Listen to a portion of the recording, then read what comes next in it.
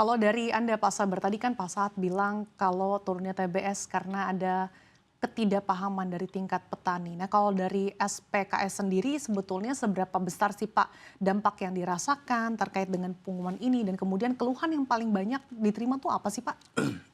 Ya, jadi memang kebijakan ini kemarin itu tanggal 20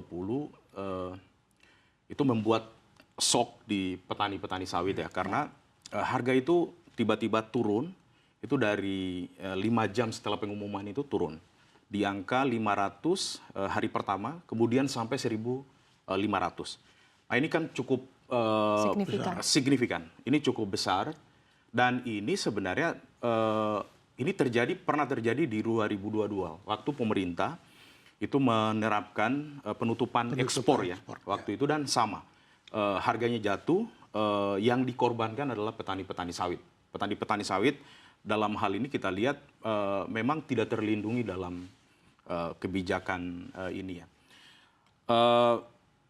Tentunya kita kan juga melihat dari petani itu kita melihat bahwa harga CPO pada saat penurunan tandan buah segar petani sawit itu juga masih masih bergerak naik ya waktu itu ya.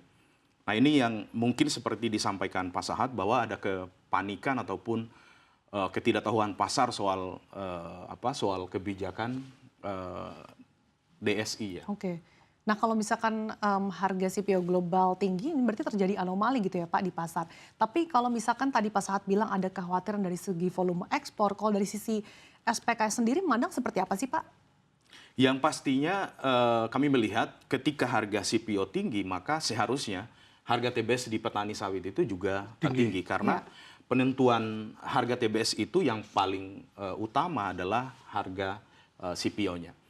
Nah, memang kita juga menyoroti di kebijakan pemerintah di DSI mungkin ini perlu menjadi evaluasi ke depan di pemerintah bahwa ini ada sekitar 2 juta sampai 3 juta petani di dalam industri sawit nasional kita. Jadi kebijakan apapun di sektor perkelapa sawitan itu mestinya harus ada diskusi ya, dialog. Pemerintah harus kemudian terbuka untuk ada sosialisasi terlebih dahulu. Iya, harus ada sosialisasi tentunya, harus melihat kepentingan. Betul, melihat kepentingan dan jadi 2 juta sampai 3 juta itu ada sekitar 16.829 desa yang terdampak. Itu desa-desa sawit di Indonesia dan kami perkirakan bahwa dengan adanya kebijakan DSI kemarin, kebijakan ekspor satu pintu selama saat ini sudah 1 bulan, sekitar 1 bulan, itu kerugian petani kami bisa total ini tuh sekitar 1 sampai 2 juta per petani. 1 sampai 2 juta per petani? 2 juta rupiah dalam waktu 2 minggu ya.